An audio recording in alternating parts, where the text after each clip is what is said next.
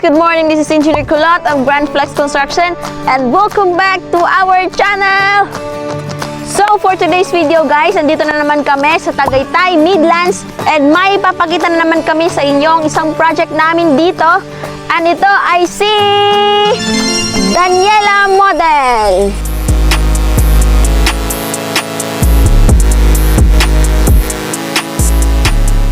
So ayun guys, itutour na naman namin kayo dito kay Daniela Model ng Midlands Tagaytay. And ipapakita namin sa inyo yung progress nila. So let's go! Yun, nakita tayo dito. So ito yung porch guys.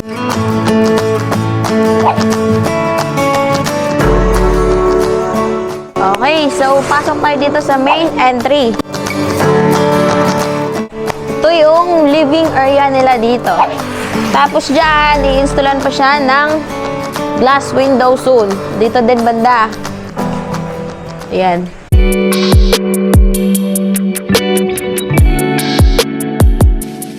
Okay, dito naman ay ang dining area. Yan. So, dyan banda guys, i-installan din yan ng glass window. Dito din.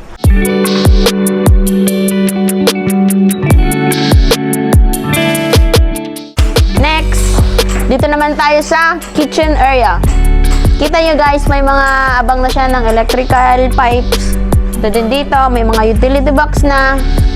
Sa taas, junction box, meron na din. Tapos dito, i-installan to dito soon ng sliding window. And guys, dito pala sa kitchen, nilagay yung panel board. Ayan. So, yun. Tapos dito banda guys, dito i-install yung countertop.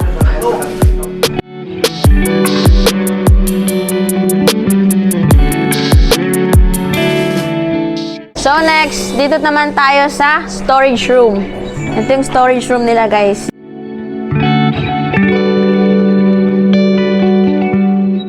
Okay guys, so next, proceed naman tayo sa receiving area.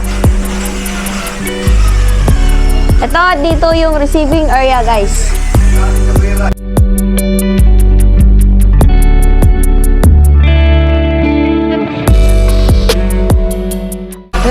Sa gilid ng receiving area, ito naman yung toilet. Ito dito.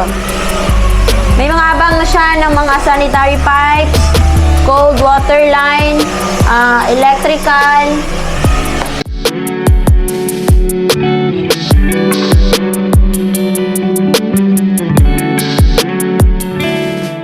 Next, na pupunta natin dito sa ground floor ay yung maid's room tsaka driver's room. So, let's go!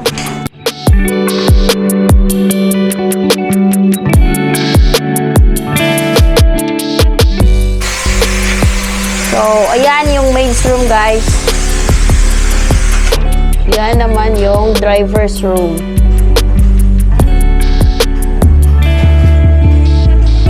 Okay guys, so tapos na namin kayong i-tour dito sa ground floor ni Daniela Model. And proceed na tayo dun sa second floor. So, let's go! Ito pala yung hagdan ni Daniela Model guys. Okay guys, so andito na tayo ngayon sa second floor ni Daniela Model. First, ipapakita ko sa inyo dito is yung open below niya. I-installan pa to dito ng glass railing soon. Then, proceed tayo dito sa bedroom number 1. Ito yung bedroom number 1 guys. Ito yung walk-in closet ng bedroom number 1. Naka-skim coat na siya guys after na ito flat latex and then semi-gloss. Next naman, dito sa toilet. So, ayun. Naka-plaster na rin siya. May plaster na, tapos yung plastering niya.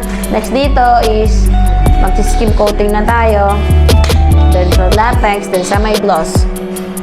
Next, dito tayo sa balcony ni bedroom number 1. Ito dito. Malit na balcony ni bedroom number 1. Para kunwari, pagka magpapa-unwind ka, silip ka lang dito, tas gano'n, ang ganda ng view. So, ayun.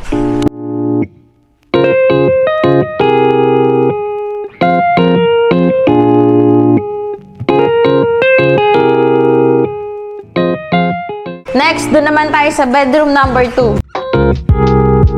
Ito yung bedroom number 2 ni Daniela.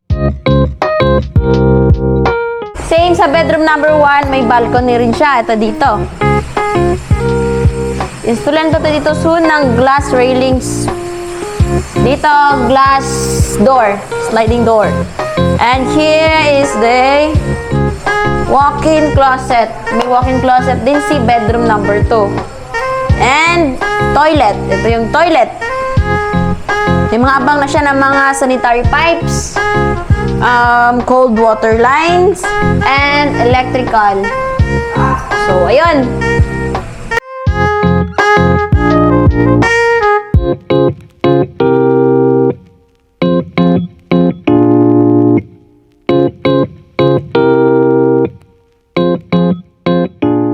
Okay guys, so next na pupunta natin is yung master's bedroom. So, let's go. Ito, dito yung master's bedroom. So, ni-installan pa siya dyan ng glass door. Ito dito. Ito, dito din yung balcony ni master's bedroom. Glass railings, i-install yan dito soon.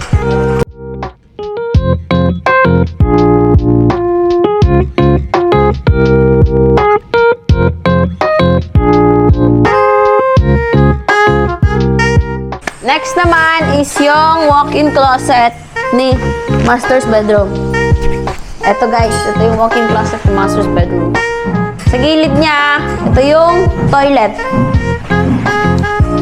Mag-install din tayo dito soon ng bathtub.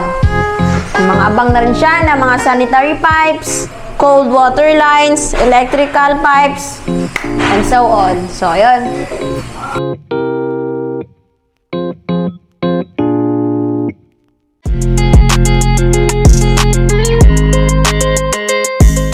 So next, dito naman tayo sa balcony. Islam ko dito ng door soon.